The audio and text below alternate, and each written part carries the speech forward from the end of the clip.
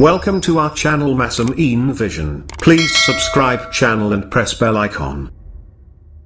ایک آدمی نے کہا یا علی بتائیے کھاؤں گا کیا؟ تو مولا نے کہا کہ تو دودھ چاول کھائے گا آج. اس نے کہا آج میں یہی نہیں کھاؤں گا. مولا نے کہا جا پھر, جب میں نے کہہ دیا اللہ نے تیری تقدیر میں لکھ دیا. تو مولا نے کہا کہ جا, جب میں نے کہہ دیا نا خدا نے تیری تقدیر میں لکھ دیا تو آج دودھ چاول ہی کھائے گا.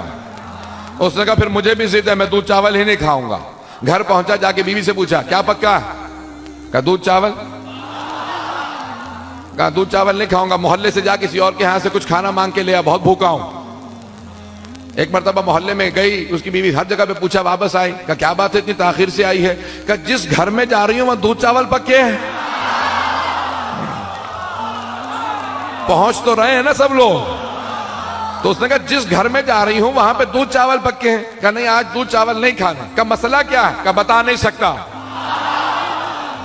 ایک مرتبہ مدینے سے باہر نکلا, اب بھوک کی بے انتہا شدت بڑھنے لگی. ایک مرتبہ قافلے کو آتا دیکھا. کہا قافلے والوں رک جاؤ, اگر کچھ کھانے کو ہو تو دے دو.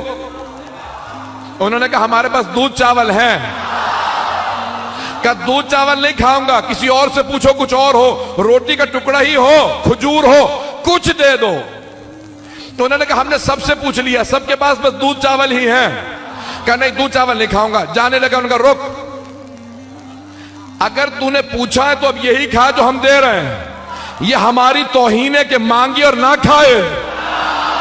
نہیں نہیں نہیں, جب بات مکمل ہو مجھے پورے مجمع کی توجہ چاہیے. اس نے کہا نہیں نہیں کھاؤں گا. انہوں نے مار مار کے اسے دودھ چاول کھلائے. جب مار کھا کے مدینے پہنچا تو سامنے سے مولا کائنات آ رہے تھے. کہا بتا کیا کھا کے آیا ہے؟ تو اس نے پلٹ کے کہا میں نے دودھ چاول نہیں کھائے. مولا نے کہا جھوٹے, دودھ چاول بھی کھائے اور مار بھی کھائی ہے. توجہ ہے تو جانے کیا. جب اس نے کہا نا کہ میں دودھ چاول نہیں کھا کے آیا, مولا نے کہا دودھ چاول بھی کھائے ہیں, مار بھی کھائی ہے. کہا سن, اگر تو نے میری بات مان لی ہوتی تو صرف دودھ چاول کھاتا. یہ میری بات نہ ماننے کا نتیجہ ہے کہ مار بھی کھا کے آیا ہے. پہنچ تو رہے نا کہ کون تھا. میں نے اشارہ بھی کر دیا. اب جانے گرامی, جناب امیر علیہ السلام جس کو جواب دیتے تھے وہ اگر سمجھ جاتا, متعدد مقامات پہ مولا نے کہا جو پوچھنا پوچھ لو. ایک مرتبہ مولا نے مسجد کوفہ میں کہا جو پوچھنا ہے پوچھ لو. پھر سوالات وہی ہونے لگے, کیا کھاؤں گا, کیا پہنوں گا. مولا نے کہا یہ سوالات مت کرو, اپنے علم میں اضافے کے لیے سوال پوچھو, میرے علم کا امتحان لینے کے لیے سوال مت پوچھو. تو اس میں سے دو افراد آئے, ایک مرتبہ آگے بڑھے. ان میں سے ایک نے کہا کہ آج میں ایسا سوال کروں گا کہ علی جواب نہیں دے پائیں گے. دوسرے نے کہا تو ہمیشہ ایسا ہی کہتا ہے.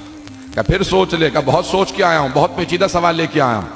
کہا ایسا سوال لے کے آیا ہوں کہ مولا جواب نہیں دے پائیں گے. کہا دیکھ, اگر واقعاً کوئی سوال ہے تو میں تیرے ساتھ چلوں گا, لیکن اگر تو نے پھر دوبارہ شرمندہ ہی کروانا ہے تو سوال مت کر. پھر دوبارہ اس نے سوال کیا. مولا نے کہا کہ جب اس نے پوچھا نا اپنی جیب میں ہاتھ ڈالا, کچھ نکالا, کہا بتائیے یا علی میرے ہاتھ میں کیا ہے؟ مولا نے کہا وہی جو تو نے جیب سے نکالا. کہا یا علی آپ یہ بغیر سوچے سمجھے فوراً جواب کیوں دے دیتے ہیں, سوچتے کیوں نہیں؟ کہا بتا تیرے ہاتھ میں انگلیاں کتنی ہیں؟ کہا 5. مولا نے کہا تو نے سوچا کیوں نہیں؟ کہا سوچنے کی ضرورت ہی نہیں ہے, 5 انگلیاں ہمیشہ آنکھوں کے سامنے ہیں. مولا نے کہا تیری آنکھوں کے سامنے جس طرح 5 انگلیاں, مجھ علی کے سامنے کل کائنات ہے.